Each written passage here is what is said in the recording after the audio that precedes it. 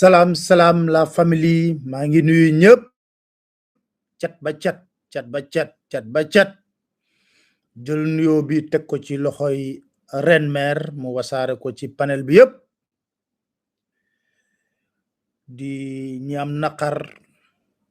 am ñu wàññeeku ñu leen di jaale bu baax a baax ci turu la famille yëpp ñi am bànneex tamit ñu leen di ndokkale di baalu àq ñëpp bu baax a baax gis ngeen ne fan yi gëjoon nañu toog siq waxtaan yu mel nii parce que dañoo amoon ci nekkoon rek te bàyyeeguñu sax ba tey te comme nu ma koy faral di waxee rek comme ñoom dañoo libre da ngay gis seen gaay yi nga xam ne moitié cerveau la ñuy fonctionner di garaaw oui Pape Alé n'était pas là bala passé ba ma nekkee Paris ma ne leen Paris laa nekkoon dafa amoon ay yitte yu ma fa doon dox mu gàtt lool nag yitte yu am solo yu ma fa doon dox ko ci jàmm ak salaam dellu si Ndakaaru am yeneen yitte yoo xam ne dama ko waroon doxi Ziguinchor ma dem Ziguinchor ci weekend bi kon pour wax leen ne amuñu dara loo xam ne dañ koy nëbb ndaxte liberté bu président Macky Sall am ba jël ay milliards jëndee ko avion di tambambaalu ci àddina bi fu ne mun a fa naam daraame ndax du fay kérosène du fay lépp dañ koy fayal liberté boobu mu am ñu nit liberté boobu la ñu am wala bu ko ëpp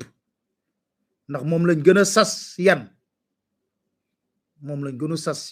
bu baax a baax pour tàmbali nag suñu waxtaan dañuy àndandoo rek xanaa ñu déglu ko moom président Macky Sall.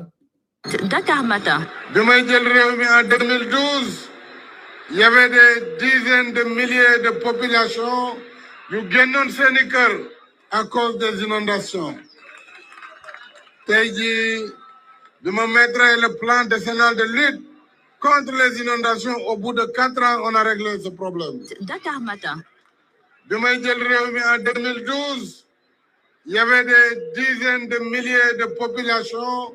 qui génnoon seeni kër à cause des inondations. Tey jii de me mettre le plan décennal de lutte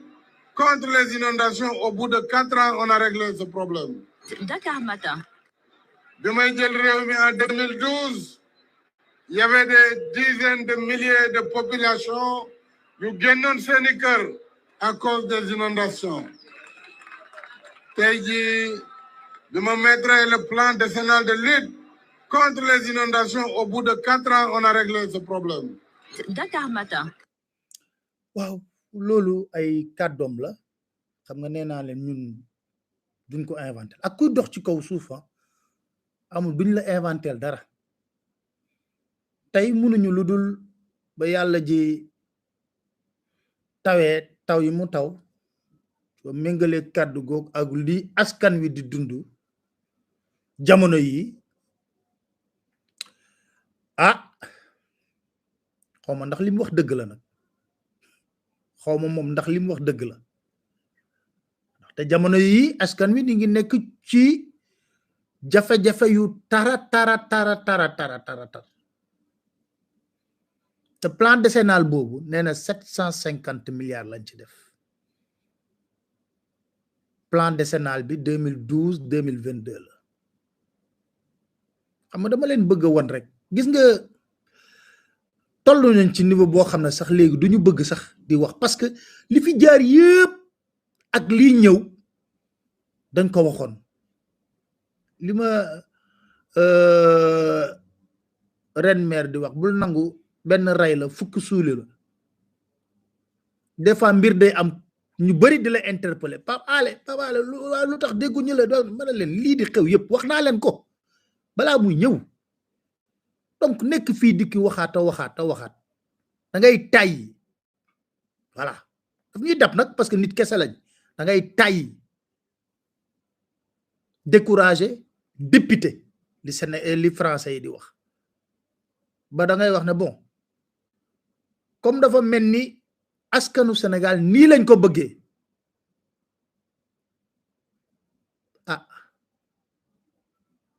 est-ce que duñu toog seetaan tuuti bàyyi parce que am naa suñu kilifa gu mag nee na nag mbir boo bëggee ay nit jël ci fulla ak fayda des fois nga bàyyi leen ñu seetaan tuuti parce que seetaan tuuti noppi parce que wax yi ngay wax sax day tax ñu giif tey ñu ne 750 milliards la ñu def ci xeex wàllu inondation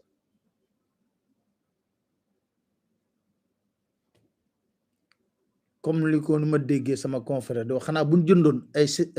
morceau Faberé kaay rek ci 750 milliards yi fen du taa wala lu ko sama confrère bi Mame Birame Wathie waxee na ko bu ñu sotti woon xaalis boobu rek sotti dugal ko ci hélicoptère sotti ko rek fen du taa ci Sénégal voilà la situation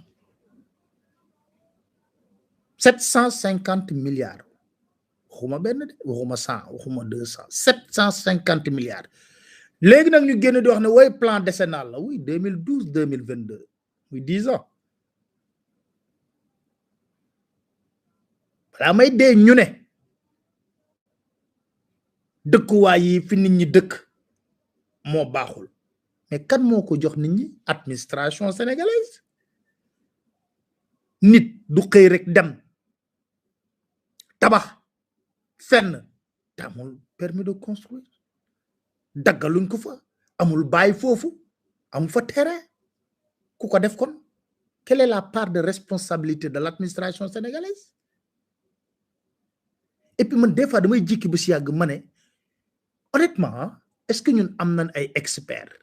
yuy wax wala suñu experts yi tamit buñ ko amee ñu ci jub bariwul ay misaal laa leen ciy jox Mamel gii ba muy judd 2009 2010 2011 la demal nga xool Mamel rek heureusement que ñoom dañoo nekk ci kaw waaw ñooñu bañ koy dagg di ko def ay cité xanaa waroon na am ay koñ yu jub ngay am jàdd taxi boo jël na ko Mamel laa jëm mën na du fa yegg ndax otom day yàqu mais ñun ay bàyyi ma lañ wala ay nit lañ ba suñuy dëkkuwaay waruñu ko def ay plan yu leer nañ comme ci yeneen dëkk yi nga xam ne day jub xoj mais foofu ay nit a ko joxe l'administration sénégalaise lan moo ci part de responsabilité balaa may dégg naa président Macky Sall fa mu nekk nee na xawma waaye nit ñi dañoo dëkk ci ay yoonu ndox mais zone de captage bii ñuy wax ku xam dëgg ndakaaru gu njëkk ga mais foofu àll la woon moo tax CTO fi mu nekk ñu lay wax ne boo fa nekkee dafa bëri yow foofu lépp àll la woon zone de captage ruissellement eau voilà moo tax ñu tuddee woon ko zone de captage ruissellement eau ku ko dagg Macky Sall xam na ko bu baax a baax ndax jamono yooyu mi ngi woon ci gouvernement Maître Abdoulaye Wade xam na ko bu baax a baax li may wax xam na ko soxnaam xam na ko Père Mody Niang def na ci benn audio dem leen ngeen déglu ko expliquer ne ñoom ñëpp lu tax Dakar di inondé fi mu nekk ni yenn pàkk yi parce que ñoom niñ ko caxat-caxate ci wàllu foncier la xam nañ ko kon nan ngeen di blâmer ay nit yoo xam ne yéen a dagg morcelé joxe bàyyi joxe permis de construire ñooñu jëm dëkk fa lan mooy part de responsabilité administration ngeen wëlbatiku ngeen a def ngeen ci 750 milliards amuñu lu dul wax sénégalais yi na leen muñ leen wala li def muñ parce que dafa am sama benn xarit bu ma ne ma est-ce que on mérite pas ça ma ne ko xam ndax on mérite ça on mérite pas xaw ma muñ rek ñoo lay jox nga dëkk ñu xëy na la régler nañ problème inondation yi yàlla ji taw Sénégal gi yëpp inondé ñu ne non fi ngeen dëkk warul leen fa dëkk dinañ ci def 750 milliards xam nga su may wax escroquerie politique bi am si suñu leader yi dafa doy waar Macky Sall ba mu bëggee dissoudre Sénat ba mu ñëwee taxaw lan la wax 2012 dafa am quelques inondations yi am léegi moo gën a garaaw quelques poches d'inondation la mu sol benn maa ngi koy fàttaliku yëre sayareen ba bu wàcc fi aéroport na waaw Sénat est budgétivore amuluñu benn njariñ kon dañ koy tas jël xaalis bi dugal ko ci xeex bu ñuy xeex mbënd mi démb ci digg mbënd bi ba Sénégalais yëpp di tong-tongal di jooy lañ def élection au conseil des collectivités territoriales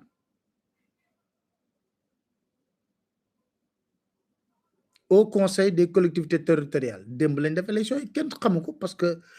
xam nga opposition bi bokkul moo tax su ma gisee ñuy wax ne wéy Benno Bokk Yaakaar triomphe ma ne ko nga taxaw yow rek ci géew bi di bëre woo kenn gelaw li ngay dóor bay bëgg a dee démb lañ doon voté au conseil des collectivités territoriales ban sénégalais moo mën a taxaw wax ne lii le au conseil collectivité territoriale jariñ ci doxalinu réew mi ci dundinu réew mi xanaa ña fa nekk moo tax ñu tuddee ko au conseil des chômeurs et des transhumants moom moo ñu wax xam nga sincérité ci homme politique foofu nga koy nattee aussi moo ñëw tegal ñu loolu Sénégalais yi na ko d'accord na ñu yow président Sénat bi amaluñu njariñ parce que Sénat bi sax dafa am histoire xam nga Pape Diop moo doon diriger Sénat bi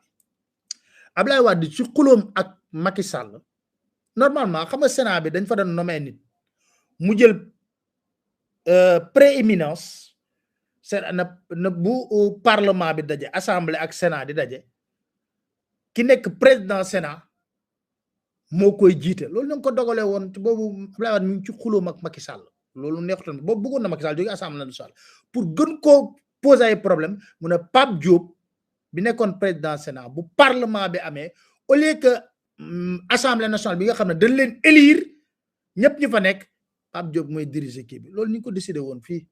ci King Fahd donc man je me rappelle ñu génn nii di wax ak Macky Sall mu ne jotagul bàyyi leen ñuy def seen affaire yooyu rek xam nga y a pas de cohérence entre une assemblée élue un sénat nommé nga ne kii jiite sénat bi mooy jiite mooy bu parlement bi amee bu ñu boolee assemblée ak sénat muy waratelo ku koy présider Pape Diop la à l'époque ça c'est une vieille histoire politique mais nga tas sénat pour mbënd bi yow bi sénégalais yi di nekkee ci jafe-jafe yu tar yaa ngi doon voté au conseil des collectivités territoriales au conseil des chômeurs et des transhumants voilà muñ comme noonu lañ ko bëggee nañu muñ rek ñi nekk ci bënn bi yàlla nañ ci yàlla génn ak jàmm ak salaam yàlla nañ ci yàlla génn ak jàmm ak salaam loolu rek la li mën a ñaanal amul dara lu ñuy wax parce que bon la vie est un combat mais comme luñ ñu teg dagan na duñ def lu dul massaw ñu nekk ci xat-xat yeeg jafe-jafe yeeg mbënd mi na yàlla def dama foogoon ne loo gis ci réew dafa am priorité sur priorité boo ñëwee dañ lay jox ay argument wooy inondation bi di fii yëpp gis nga dëkk yële dëkk yi ok d'accord mais ñoom est-ce que ñoom dañoo doxalee comme ñun suñuy njiit nu ñu doxalee xam ñun li ñuy wax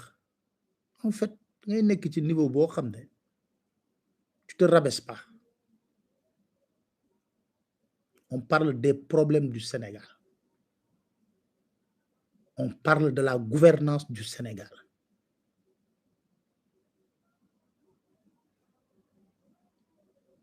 donc les épiphénomènes moi ci cerveau voilà beneen mbir bi nga xam ne te nag mu mel ni beneen mbir boo xam ne bëggoon naa ñu waxtaanee ko tey tamit ginnaaw ba ñu paree ci inondation yi moom la ñuy dund voilà ay milliards yi milliards ci ay institutions yoo xam ne jëriñul dara sénégalais yi nangu ko waxoon naa leen fii hôpital La Dantec bii ñuy wax bu ñu wootee 2 personnes du ñu manifester bu ñu wootee 3 personnes du ñu génn kon et puis les gens pensent que oui waaw attends xaaral ñu woo Guy Marius Sagna xaaral ñu woo kii diw xaaral ñu woo Pape Alé xaaral ñu jox de ça règle le problème du Sénégal mais vous vous trompez lourdement Macky moom li ko bëgg li mu bëgg a def mi ngi koy def la preuve lan la Macky Sall bëgg a def ci réew mi te def ko mu nekk lu jaadu lu jaaduwul lu jub lu dëppook sart réew mi lu ñàkk dëppook sartu réew mi lu dëppook texte yeeg loi yi lan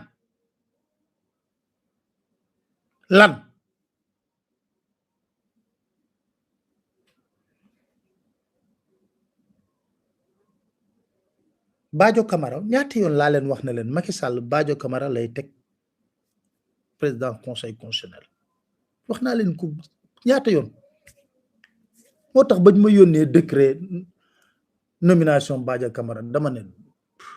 ko lire ne man lii sa jar naa c'est un épiphénomène parce que moom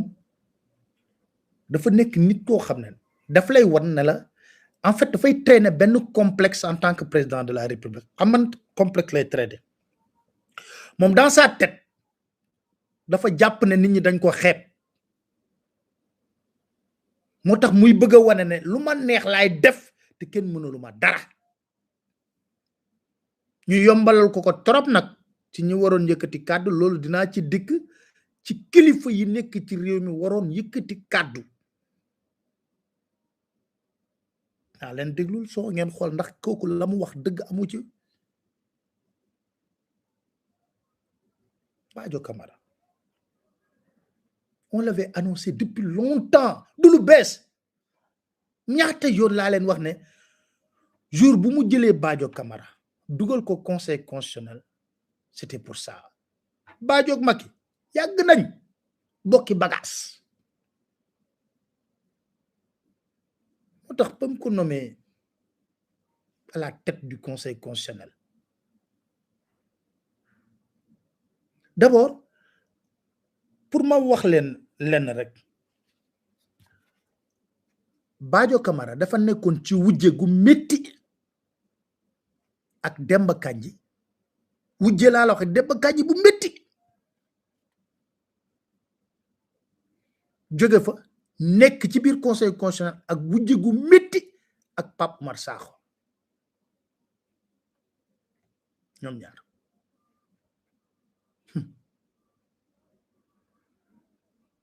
lépp kenn du ko wax wala lépp kenn mënu ko wax en fait donc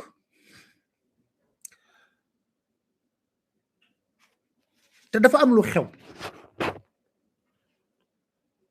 dama bëgg ngeen xam ko bu baax ba doo leen fi nekk di am benn espoir sur benn institution de la République Macky Sall dama leen di wax du nommé à la tête d'une institution de la République nit koo xam ne jàppul ne Macky Sall mooy xalif général am day dem jébbalu ci Macky Sall ba pare sukk raam na ko dénk naa la àddina ak alaaxira ba pare ba Macky xam ne kii juróom-ñaari xelam mayu ko moom mu bëgg dara kooku na ko président lii mënul nekk à l'heure actuelle au Sénégal amul benn institution de la République boo xam ne kuñ fa teg sol nga tubay takk ko jàkkaarloog président Macky Sall ne ko nañu jaaral ci yoon amul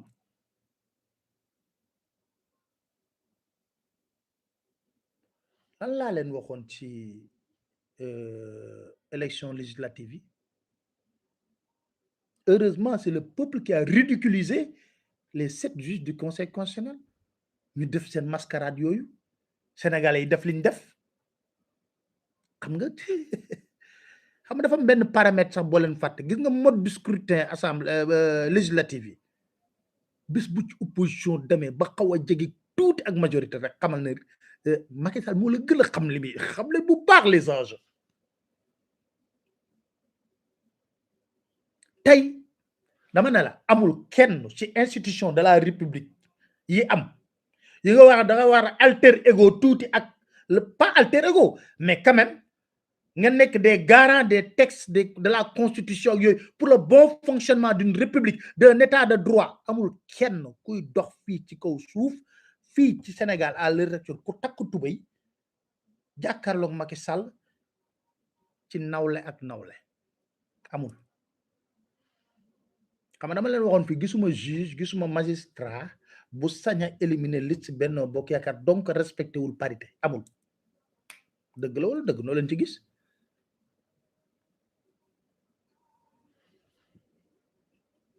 te Macky Sall naa leen wax benn affaire du texte du loi du kuréel d'ailleurs def naa benn émission ak Moustapha Diakhaté mu ma son ko wax d'ailleurs mu leen Macky Sall ay démocratie ay bonne gouvernance yi du souciem bokkul ci ay mbiram yoonam newu ci te buy wax ak ñoom da leen koy wax carrément voilà ce que je veux faites-le ñooñu ne ko oui monsieur le président gis nga ni taalibe di demee di jébbalu ci sëriñ ñu leen dékk naa la àddina ak alaaxira nangul ko sëriñ bi képp kuy jëflanteeg Macky Sall ci institution noonu ngay def amul noonu ngay def wala lan doo am jàmm. ana Nafi Ngom Keïta bi nga xam ne lépp ci texte ak loi la ko tegoon lu ko président wax mu ne ko ah président bi loi bi waxul loolu de jaral na ko mu yónni directeur cabinet ci télé kooku di xas la présidente de l'OFNAC bi mu créé moom xam nga gis ngeen yéen a comprendre ngeen xawma je sais pas si vous me comprenez un président de la République qui dépêche son directeur de cabinet sur une chaîne de télévision qui attaque une institution de la République boo xam ne moom Macky Sall moo ko créé ne day xeex corruption ak guerre gis ngeen li ma leen wax niveau buñ toll niveau est-ce que comprendre ngeen bu baax li ma la wax qui invente des choses yoo xam ne amul ci texte beeg loi bi rien que pour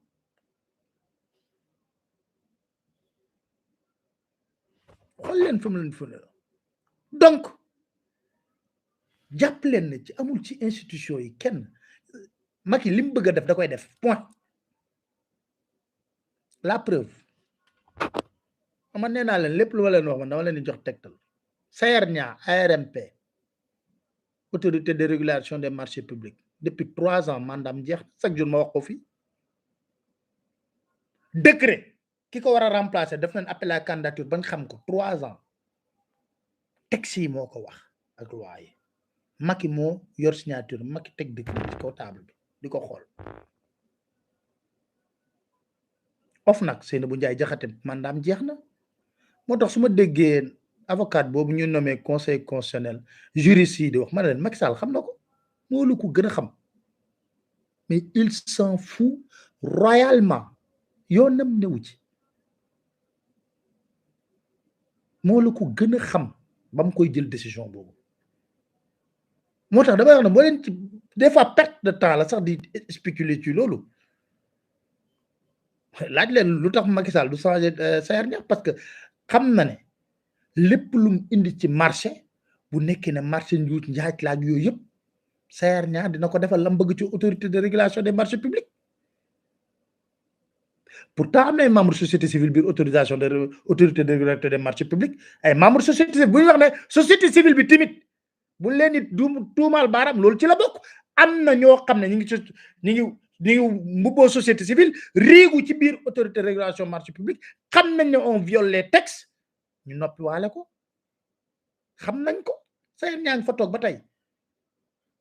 Seynabou Ndiaye Diakhaté mandaam jeex na pourtant Macky Sall dafa violer sax la loi ba mu wàccee Nafi Ngom Keïta parce que d'accordul ak Nafi Ngom Keïta ci point yu bari bi ci njëkk Nafi Ngom Keïta mooy dossier kuddu beeg poste beeg yooyu d'accord ci woon Nafi na ko dama lay jox rapport mu bañ a recevoir Nafi Ngom Keïta ñu ne déetawaay Nafi Ngom Keïta ne day def conférence publique conférence de presse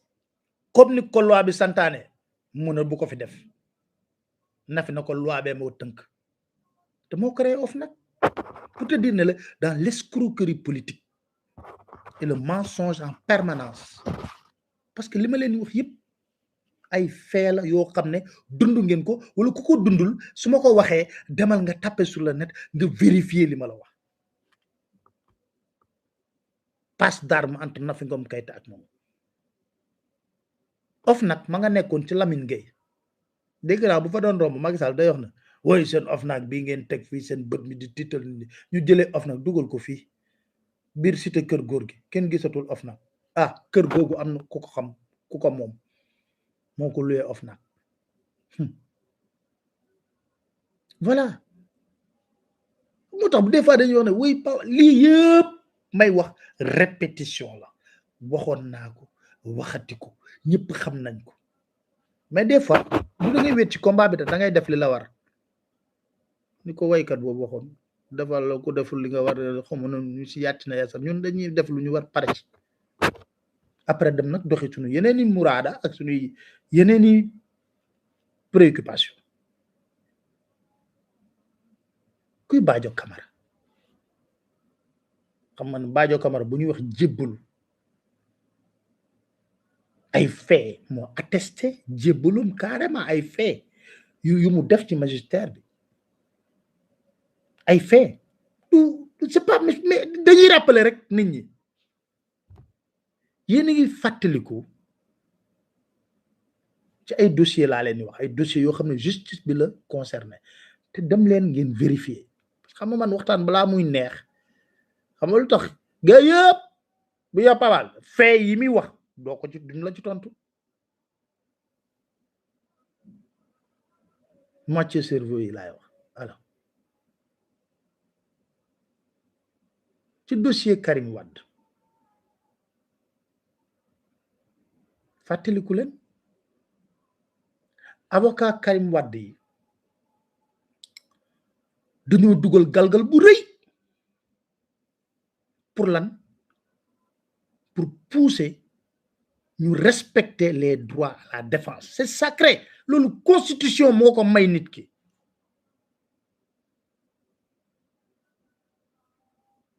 Cour suprême à l'époque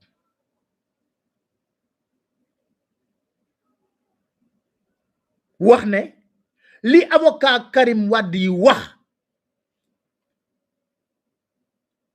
dëgg gu wër péng la commission d'instruction bu CREI am galgal gu rëy kan moo leen ci génne woon ku defoon rabat d'arrêt ba Badio Camara te boobu ñëpp ñi nga xam ne ñi ngi défendre les droits de l'homme nit boo ko yóbboo ba ci kanamu yoon xanaa àqam ak yelleefam war nga ko respecter jox ko ba mu mat sëkk mu mën a défendre boppam xam nga CREI li muy def dafa yomb Pape Alé am nga lii am nga lii am nga lii prouver fan nga ko war a mën a jëlee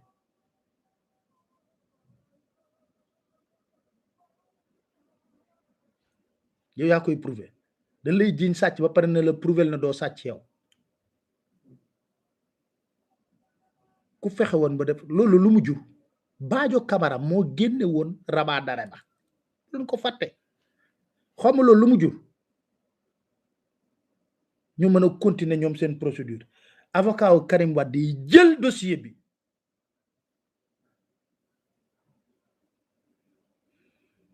yóbbu ko ci comité des droits de l'homme fàttaliku leen porté plainte état bu Sénégal comité des droits de l'homme fëgg état bu Sénégal condamné état bu Sénégal ne ak yelleefu Karim Wade respecté wuñ ko benn yoon ci procès biñ def Badio Camara fa jaaroon ñaawteef boobu te xam nga état bu Sénégal ba fi Macky lu ma la wax ne la Macky respecté wul texte faalewul dara la preuve amul benn yoon bu état bu Sénégal génn ñu porte colom ci Karim Wade ci Khalifa Sall ci ñeneen ñëpp tu condamné wu ba ci parrainage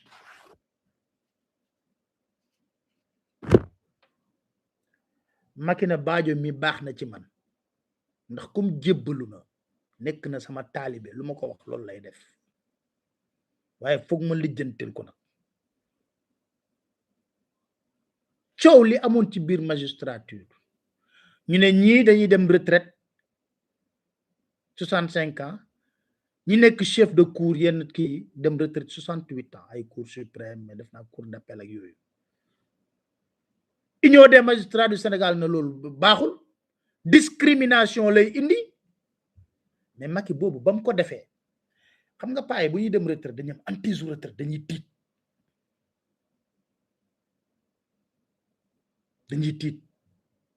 Macky na waaw léegi nag ma bëgg a defal man naa la yóbbu fële nga nekk retraite loolu rek moo nekk doon pour contrôler fi nga xam ne la ñuy joxe les décisions majeures ñam fay teg ñëpp kum fa teg nga dem retraite 68 ans boo deful lu la neex mu wàcc la nga wàcc sa retraite 65 ans 3 ans de bonus foo gisee Union des magistrats du Sénégal seen assemblée générale bi mujj moom lañ wax ne nañ ko généraliser léegi def ko 68 ans pour ñëpp boobu Badio la ren xalal parce que xam na ne Badio copain la te naa leen wax lu tax Badio copain keuse la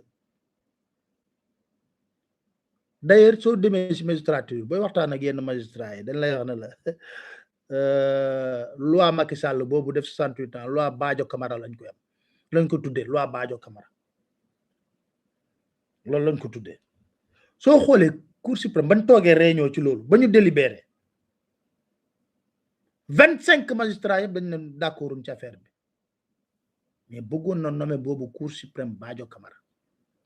Badio am na 70 ans ma sax 68 ans 70 ans am na benn kenn wax na ma boo calculer Badio Camara li am 70 ans mat na 70 ans mat na ma ne ah bon mu ne ma waaw mais Badio moo ko sacrifier Khalifa Ababacar Sall pour du bokk ci élection yi mais lu gën a graaw et c'est dangereux gis nga magistrat yooyu di wax cour d'appel côté seeni budget passé na ay 1 milliard Badio Camara dafa nekk cour suprême yor budget plus de 1 milliard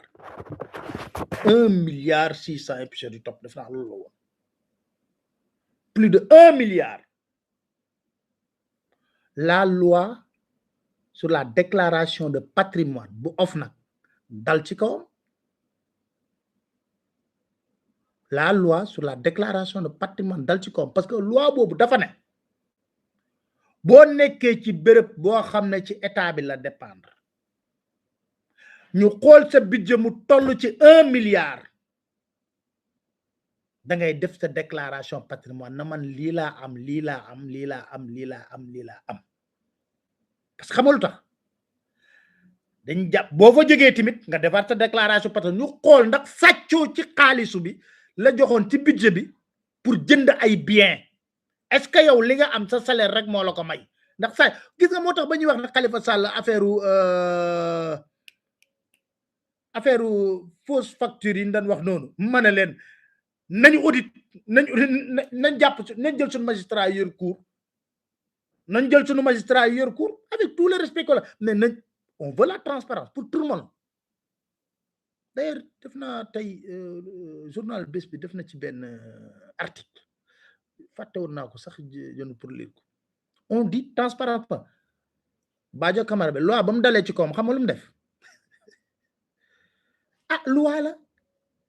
yow yaa nekk ci béréb boo xam ne budget bi ëpp na 1 milliard et plus cher la ñu ne ah ku yor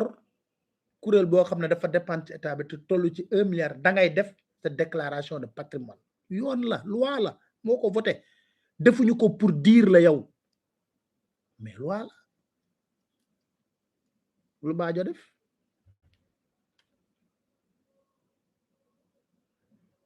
ay service du sax Nafi Ngom Keïta parce que ci biir OFNAC dafa amoon ay service yoo xam ne ñooy liggéey ci loolu service yi xool les institutions gis na Badio war a def déclaration patrimoine ñu bind ko courrier ne ko ñu ngi xaar sa déclaration de patrimoine parce que yow bokk nga ci ñi nga xam ne dañoo war a def déclaration de patrimoine parce que yor nga budget de plus de 1 milliard mu àkki Macky Sall xam nga su ma leen di wax ne escroquerie politique ak mensonge d'état bi ñuy dund mu àkki Macky Sall far yàlloo yàlla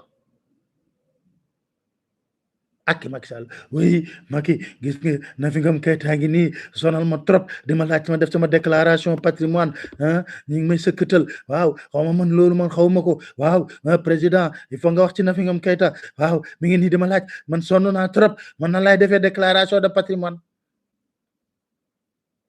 boo nekkoon président bu jub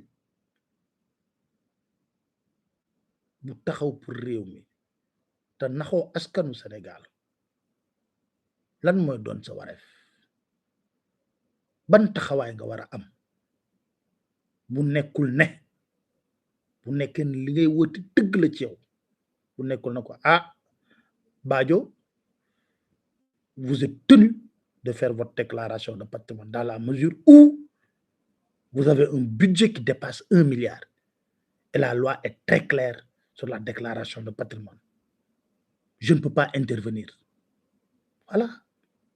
Lolu mo nekkon luy jaadu, lolu mo nekkon yoon.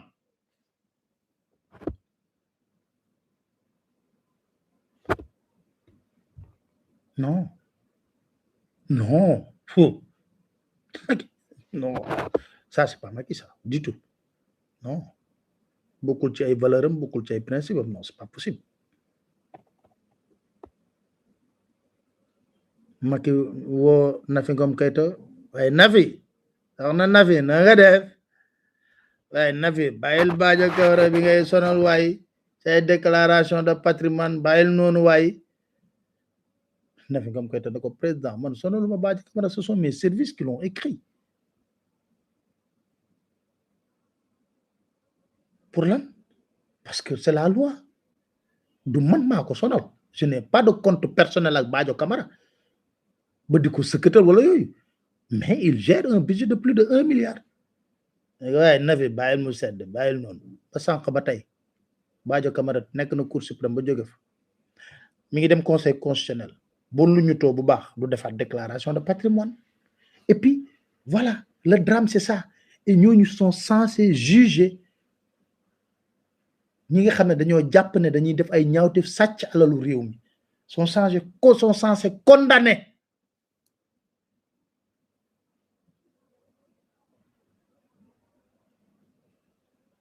J'attends au tournant le magistrat Ahmed Sy.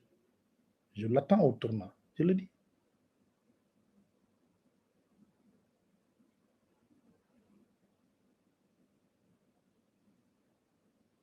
Ils sont censés. Ils sont censés, honnêtement, hein, dire ñoom ñoo yor ay budget yoo xam ne par bañ a def déclaration parce que ba sànq ba tey Badio defu ko. Voilà. Fàttaliku leen Macky ba mu jëlee def lu xeex ak Nafi Ngom Keïta génne décret daaneel Nafi Ngom Keïta Zouanken bind ci lu jéggi dayo waay mi ngi sama livre bi passe d'armes yooyu dem leen ngeen liiru ko mi ngi sama livre bi.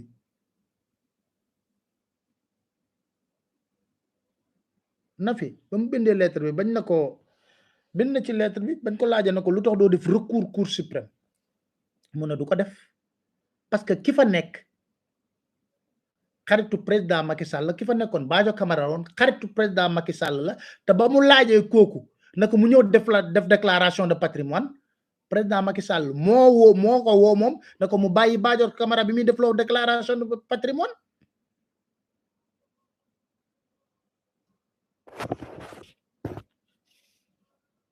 Voilà les faits. Léegi nag bon nommé nañ ko président conseil constitutionnel. Le conseil constitutionnel bof c'est n'importe quoi, il faut dire la vérité. ña fa nekk ñoo rey ñeenti sénégalais c'est bon ñu xam ko te yàlla am njeexital te ñoom parce que décision bi ñu jëloon moo engendré ay manifestation ba 4 sénégalais dee ci yàlla na am njeexital ci ñoom.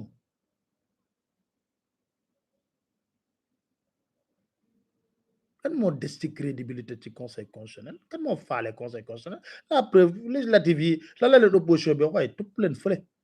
defuñu benn recours xaaruñ ci yéen dara ta toog leen foofu ñu leen di fay ngeen lekk seen xaalis mais bon def leen Macky Sall mais le problème avec Macky Sall ça se règle pas au conseil constitutionnel. amul benn institution judiciaire boo xam ne un problème avec Macky Sall ça se règle là amul au Sénégal.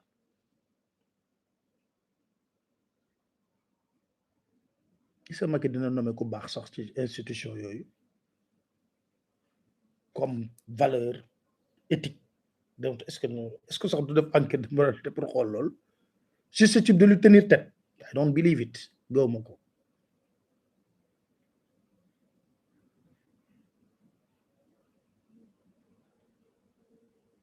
tey ji nañ dem laaj sondage étudiants yi nekk droit ci conseil constitutionnel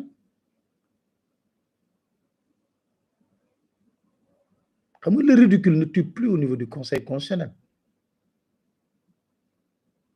xoolal lañ def ci élection législative yi conseil constitutionnel moo ñëw tey ji génn benn jurisprudence na mën nga dem élection législative ak benn liste soit mu nekk suppléant wala titulaire nga dem bokk ci yéen a ngi comprendre li ma la wax ça veut dire que élection législative bii di ñëw coalition mën na ñëw demee élection benn liste Benno Bokk Yaakaar amuñu liste suppléant liste titulaire rek lañ am waaye Yewwi amuñu liste titulaire liste suppléant lañ demee conseil constitutionnel moo def jurisprudence boobu du jamais vu xam nga ñoo dogal loolu ñooñu ban respect nga mën a am ci ñoom honnêtement nañ waxante dëgg quoi xam nga sooy waxee oui il faut respecter les institutions mais c'est des personnes qui incarnent ces institutions ces institutions là ne sont pas des meubles c'est des personnes yuy joxe ay décisions ñuy apprécier ces décisions à l'aune du droit des textes qui régissent le fonctionnement de ce pays voilà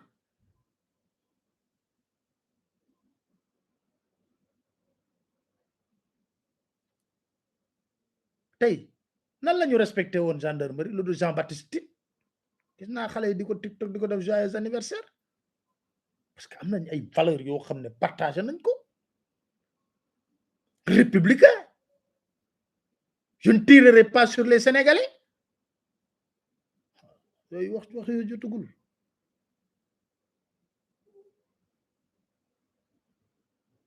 conseil constitutionnel bi lan moo fa des xanaa Badio day toog mu màbb day toog rek mu màbb parce que dara desatu fa kan moo am les Sénégalais vraiment baal leen ma ci kàddu gi s'en fout royalement dégluwuñ leen faalewuñ leen parce que xam nañ ne duñ wax benn yoon dëgg ci kaw droit tous les juristes sérieux tous les grands juristes sérieux honnête waxuma nag ñu malhonnête ni parce que xam nga Sénégal wax naa leen ne dafa am benn système bu ñuy def Ibrahima Fall day wax droit nga gis Ismaïla Madior Fall bi nga xam ne kenn xamul yàpp la jën la kenn tey ji mu waxoon li na ñun mënuñu lire texte yi ci wàllu mandat bi tey ñu laaj ko xam nga tu sais ku honnête foofu nga koy xamee sa waxu daaw bu méngoo xam nga sax nga noppi moo gën des fois ñu laaj la nga xas Sénégal yëpp ne mënuñoo lire xanaa mënuñoo lire celui qui peut dire que Macky Sall peut briguer un troisième mandat mënul lire nga xas ñu ñun ñëpp tey ñu laajaat la ci même question bi nga ne la réponse appartient au président Macky Sall kon yow mu du sax mënoo lire mënoo sax xamoo sax yow voilà kooku ngay bëgg di tontu ay Ibrahima Fall soyons sérieux quoi dans ce pays là moo tax benn booy moo ko defal bagage bu yomb ne ko yow noppil ñi am xam-xam ñëpp wax tous les juges sérieux ont été scandalisés même les étudiants yi Pape Oumar Sakho logement de fonction bi war nga ko génn de xam nga kañ ngay génn nag wala xaaral am na ku ne ma Pape Alé toppal loolu ma ne ko ma jot bi de sincèrement parler Pape Oumar Sakho xoolal ca du wees da lay topp ci biir bàmmel qu'est-ce qu'on va retenir de lui il part à la retraite lu ñu waxate rek ma ne Pape Oumar Sakho da moo ñu joxoon ñun jurisprudence boobu say législatif voilà carrière bu rafet brillant nga ñëw rek en quelques fractions de seconde ndeysaan ñu ne noonu et le sale boulot va continuer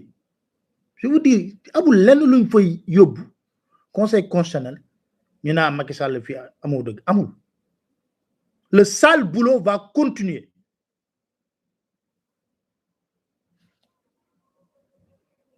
moo tax bu ñuy wax ne oui Badio dafa nekk pour valider troisième mandat ba 5 mandats mën na ko valider parce que xam lu tax parce que once de dignité ak de responsabilité moom la ñu ñàkk ba 6 mandats laa la wax boo ko Macky bëggee bu dépendre ci conseil constitutionnel Sall ngaari lam tooro gu de Chérie Marème Faye Sall d'accord nañ selon la loi tel selon la loi tel virgule mal placé le point Sall ngaari lam tooro buur géde Chérie Marème Faye Sall c'est bon tu peux postuler loolu ngay dégg tu peux 5 mandats donc le problème du mandat la Macky li mu bëgg mi ngi koy def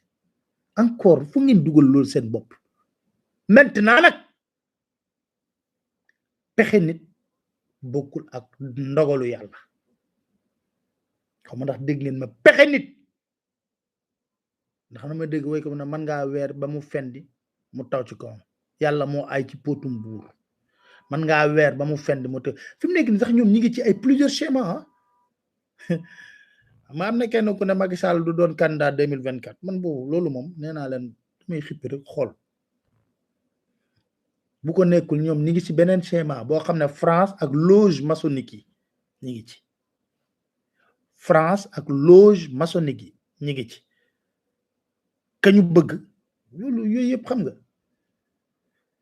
moo tax comme instant bi ñu ngay wax waxi gouvernement waxi assemblée nationale wax naa leen man bon loolu à un niveau peut-être buñ defee ba génne la may intéressé nga xool mais pour le moment c'est la cuisine interne de président Macky Sall et de Marème Faye Sall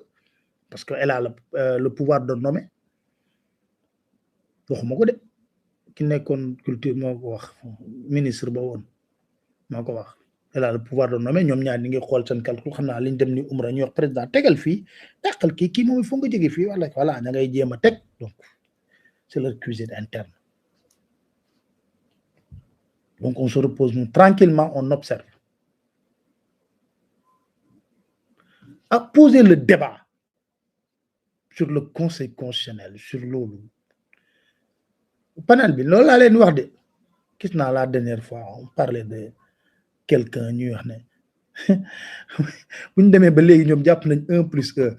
comme si ñu ne nul ne peut faire plus de 2 mandats consécutifs ñu ne de 5 ans mais mandat wu Macky Sall bi xanaa 7 ans du mandat wala c'est pas un mandat moo tax gis nga nekk mais ndey ji mbilli ji moom waxuma sax man ndey ji mbilli ji moom président Macky Sall du moom mooy ndey ji mbilli ji moo tax wax ñun wax la woon ku may séntu dooma fekk man def naa sama premier mandat boo leen ma wóoluwaatee 2019 man pare naa ci Abana Gassi man daal waxi 3e mandat ku ma ci séntu dooma ci fekk naa leen ko tegal waaw est-ce qu'on peut être plus royaliste que le roi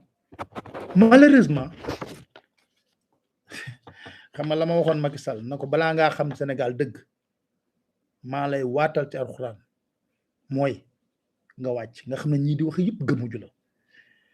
gis nga man damay ree des fois parce que am na ñoo xam ne ay kilifa toog ak naag ñoom xuloo ak ñoom ndax Macky Sall amul tax yàkkal nañ ma Macky Sall loo xam mën na leen non quand même tey di dama leen di gis ci wetu Macky Sall ay ree mooy def quoi léegi rek loolu day doon barrage sama digganteeg ñoom moo tax dañ may daw li dëmb parce que toog nañ ñu wax Macky Sall ñaawteef yoo xam ne ba man ma sol robe avocat di défendre président Macky Sall ci yenn poñ yi ci yenn loolu leen non quand même nag Macky loolu leen ko mën a waxal il s'est battu pour avoir le pouvoir ak yooyu yëpp wax xamoo ko léegi quand je les vois ñoom ñuy attaqué di wax léegi man damay dégg ak le teg te dañ may daw kum dëm fu ma jaar ñu xam ne dafa fay jaar sax doon fa jaar bu ñu dajee aéroport wala yooyu pomale rek jaar gauche jaar droite parce que il évite voilà dafa dans la vie être constant libre dafa neex ça fait rire bon léegi xaaral ma ñëw tuuti si générique 3e mandat bi ñu déglu ko. Dakar Matin. Nul ne peut faire 2 mandats consécutifs. La Constitution est claire. Donc il n'y a pas de débat en la matière. mandat bi Seydou Gueye ñaar indi ko juróomi at te kenn dootu ko laal mi ngi ci biir donc amul troisième mandat amul dara ndaxte ca wàññi ba ñuy wàññi pour xam ndax ñaari mandat yi am na bii muy def nii ci la bokk donc loolu dama bëgg Sénégalais yi dégg ko bu baax amul risque troisième mandat wàññi bi bii bokk na ci ñaareel ba muy diir mooy bu mujj donc loolu war nañ ko dégg bu baax. Dakar Matin. bu fi toogati ñaari mandat kese nga bëgg a def li fi xewoon nga xam ne da ngay xëy suba ne man damaa bëgg troisième mandat modifié mu ne loolu dañ koy verrouiller ci constitution bi def ko clause boo xam ne kenn dootu fi il abadan kenn dootu ko fi mën a changer loolu mooy li président gëm. Dakar Matin. Je me rends compte que Ismaïla Madior Fall. Si les gens continuent à dire qu'il est possible que le président fasse un troisième mandat, je dis peut-être qu'on n'a pas lu l'article 27. Et notamment l'article 27 qui dit très clairement nul ne peut exercer plus de 2 mandats. Le projet de révision de la Constitution est très clair. Nul ne peut faire plus de 2 mandats consécutifs. Nul. Ça veut dire que la question du troisième mandat ne se posera plus dans l'histoire du Sénégal. Vous savez, la Constitution du Sénégal est très claire sur la question et ne laisse place à aucune interprétation. L'article 27 de la Constitution dit que le président de la République est élu pour un mandat de 5 ans renouvelable une fois. Nul ne peut exercer plus de 2 mandats consécutifs. Je vais répéter la phrase. Pédanterie. Nul ne peut exercer plus de 2 mandats consécutifs. Je vais répéter la phrase une troisième fois. Nul ne peut exercer plus de 2 mandats consécutifs. Est-ce qu'il y a place à interprétation? On se pose la question, qui est Macky Sall, président de la République en 2012? Est-ce qu'il est redevenu président de la République en 2019? On dira oui, les mandats étant consécutifs, portant sur une seule personne, il ne peut plus être candidat. Dakar Matin. fan yii yëpp dégg naa Macky Sall ndey ji mbili ji ba loo xam ne daf ma jaaxal sax ndax day mel ni lu xiinul rek xëy taw wax loo xam ni kenn xamul fu mu jógee ak lan moo ko tax a jóg ndax réew mi jàpp naa ni démocratie la buy dox 2016 man maa proposé askanu Sénégal révision constitutionnelle boo xam ne dama ni mbirum mandat yi dafa war a jeex tàkk ñëpp jàpp ne réew mi kenn mënatu fi toog lu ëpp ñaari mandat dañ ko bind mu leer nañ nul ne peut faire plus de 2 mandats consécutifs xanaa kay ku jàng tubaab boo ko firilee loolu war na xam ne indépendamment référendum loi 2016 wala loi 91 dañu ne mandat bi juróomi at la benn yoon lañ ko mën a renouveler muy donc boo ko renouveler muy ñaari mandat ñu yokkaat ci leneen lu koy tëj mais de toute façon kenn mënul def lu ëpp ñaari mandat yu tegale donc loolu la constitution bi wax donc loolu lu leer na man maa ngi sama benn mandat boo xam ne bu ci yàlla àndee 2019 lay jeex ci coobare suñu borom ak bëgg-bëgg sénégalais yi bu fekkee ne jàpp nañ ne liggéey bi ñu sa sumb ñu ngi koy teg ci yoon am nañu seen kóolute dina renouveler mandat boobu 2019 su boobaa man pare naa ci munoo def lu ëpp ñaari mandat yu teg en tout cas man mii de jàpp naa ne mbiru ñetteelu mandat dinañ ma séentu fépp ba mu des si mbir moomu loolu dama bëgg ñu wax ko mu leer te mu yem fi.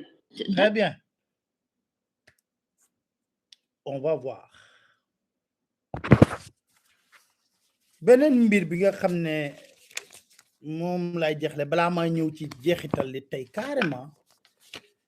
mooy dama cokkaas waa Auchan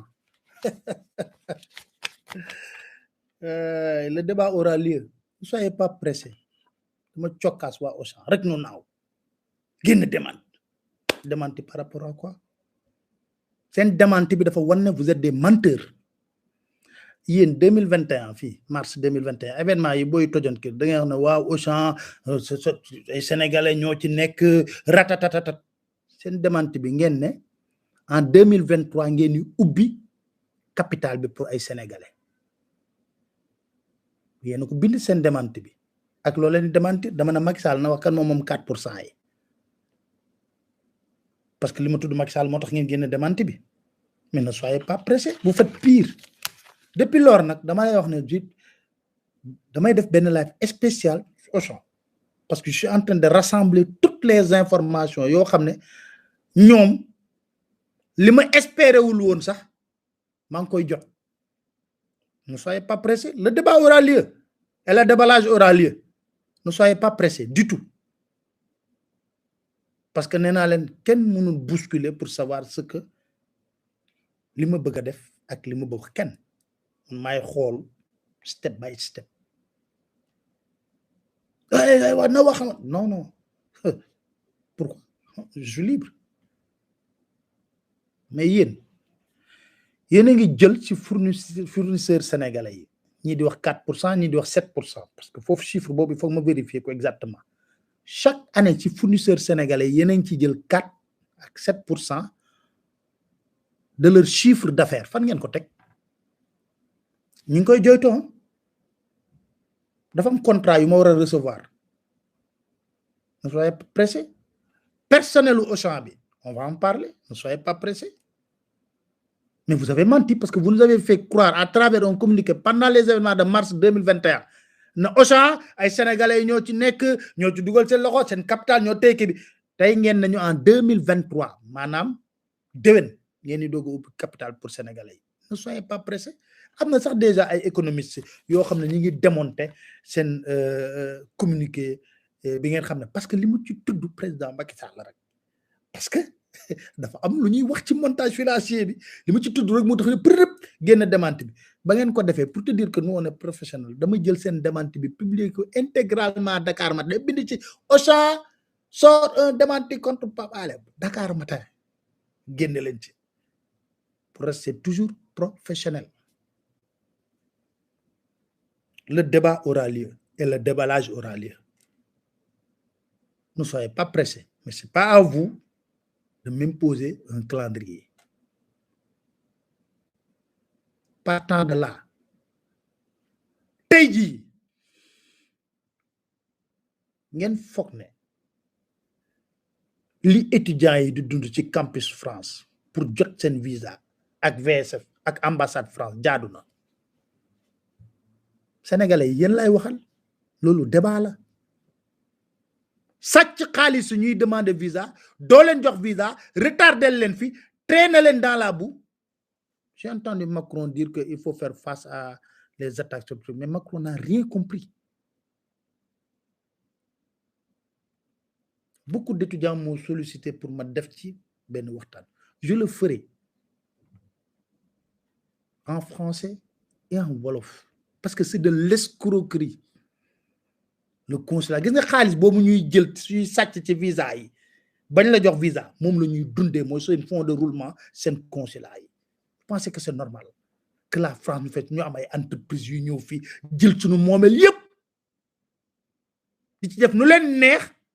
Aujourd'hui des étudiants qui remplissent toutes les conditions war a dem jàngi ñu téye leen fi pour un problème de visa. Mais xam nga loolu il faut nga am autorité yu am fulla yu am personnalité yoo xam ne dinañ wax. Tu vas jamais voir Macky Sall parler de ces questions-là, jamais. dafa am nag benn sortie boo xam ne moom laa bëgg a tëjee dama leen di ñaan rek bu leen décroché ngeen déglu wax ji nga xam ne da ko beral kilifa yi nekk ci réew mi yëpp. ñaar fukki at yi mu yor Touba. nàbb ko murid yi. yenn tijaan yi xaadir yi laayeen yi aw melam tax ñu participer. dañ ko war a bind livre ku toog xalifa ñu jox la ko. sëñ Abdoulaye Fall. bàyyi laat bu fekkante ni nit day def lépp lu mu war a def. xalifa bàyyi laat ak kàddoom aw fitam jàmmaarloo gim jàmmaarloo ak Senghor ak Abdou Diouf bu fi desan ci téere ku fi toog jàmmaarloo ko ki fi ne li xew du xew. tàngamlu bi moo wër ta am. dem noo tàngamlu te ñoom lañ jébbal suñu bopp adduna ak àllaaxira ginnaaw sëñ bi kon bu musiba dee bëgg a am intervention daa war a jib. déet bëgguma ko nii ab sàmm laa dañ may sàmmloo te du ma xool ba luur ma. ëllëg yaakaaru fa ku dul Sëriñ Tuubaa lu murid yi ginnaaw rasulullahi ginnaaw dañ lay sàmmloo nag maa doon la ñoom bëggal wul sa jur ne déet gis nga lekke ki ne Tiwaawan bu waxal li mu war a wax ki nekk Tuubaa wax ko ki nekk Kawlax wax ko ñu koote ki nekk Laayeen wax ko réew mi du demee nii ba noo seetaan te kat attention mbooloo mépp bu nekkee ci seen loxo bu nu woo ñu ñëw bu nu digalee ñu def bu nu teree ñu bàyyi bu nu doogee jëkko ñu toog suuf bu nu laajee ñu jox leen bu nu yóbboo ca tool ya ñu ne ca ñu nuy bëgg a rey te kenn waxul day mel ni nit doonul ko xam nga tey jii coowul troisième mandat bi yomboon na rek la coow li yomboon na rek bu kilifa yi ne kilifa diine yi buñ toogoon rek na ko président Macky Sall yow yaa waxoon lii coow li bari na ci réew mi nag te gor ca wax ja kii li mu wax dafa am solo man déglu naa ko plus de dafa daw yaram sax dafa daw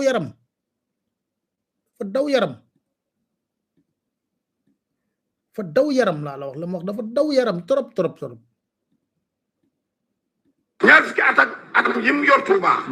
ngàbb ko murid yi yéen tijaan yi xaajo yi laayeen yi aw melam tax ñu participer dañ ko war a bind livre ku toog xalifa ñu jox la ko bàyyi laat bu fekkante ni nit day def lépp lu mu war a def xalifa bàyyi laat ak kàddoom aw fitam jàmmaloo gim jàmmaloo ak Senghor ak Abdou Diouf bu fi desal ci téere ku fi toog jàmmaloo ko ki fi ne li xew du xew tàngamlu bi moo wër ta am dam noo tàngamlu te ñoom lañ jébbal suñu bopp adduna ak àllaxira ginnaaw sëñ bi kon bu musiba dee bëgg am intervention daa war a jib déet bëgguma ko nii ab sàmm laa dañ may sàmmloo te du ma xool ba luuruma ëllëg yaakaaru fa ku dul Sëriñ Tuubaa lu murid yi ginnaaw Rasulullah ginnaaw dañ lay sàmmloo nag baa doola ñëw bëgg a luur sa jur mais déet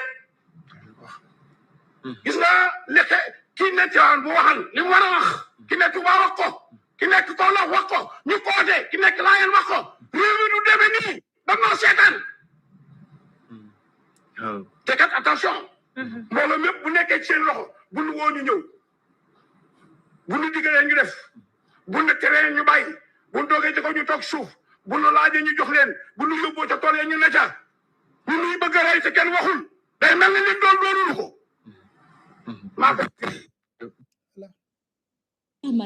du nekk oui du nekk non waxtu wi daaw laaj ngeen ma laaj bi lu jiitu daaw awam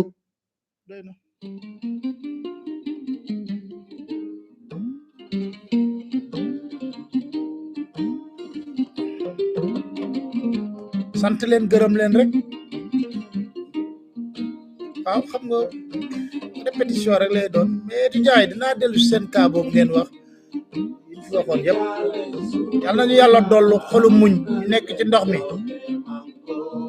yàlla dollu xolu muñ voilà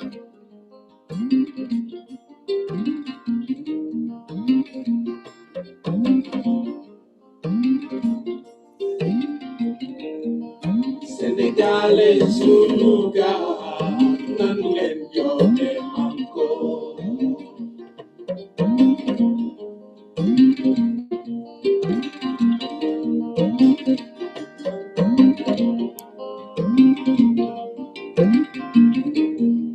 Sénégalais sunu gaal nan leen joxe manko nan leen joxe manko